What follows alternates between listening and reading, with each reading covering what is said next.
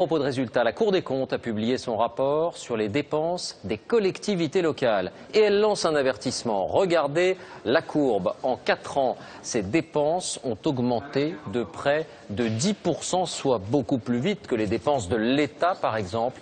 On écoute d'abord le président de la Cour des comptes, Didier Migaud. Nous faisons le constat que les dépenses de fonctionnement des collectivités territoriales augmentent plus rapidement que leurs recettes de fonctionnement.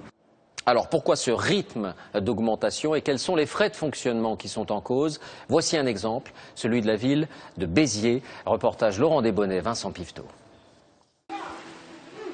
Cours d'aquagym à la piscine de Béziers. C'est un nouveau service proposé aux habitants depuis que l'endroit n'est plus géré par la mairie. Désormais ici, c'est la communauté d'agglomération qui décide. Et sa première décision fut de doubler les effectifs. Donc par rapport à l'année dernière, c'est combien en plus? En plus, c'est 5 maîtres nageurs supplémentaires.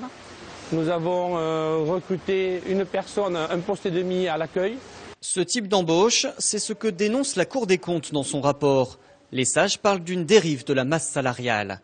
Car la tendance est la même dans tout ce que gère la communauté d'agglomération de Béziers. Des embauches par exemple à la médiathèque ou à l'office de tourisme. La nouvelle collectivité devait permettre de faire des économies en rassemblant les ressources de plusieurs communes.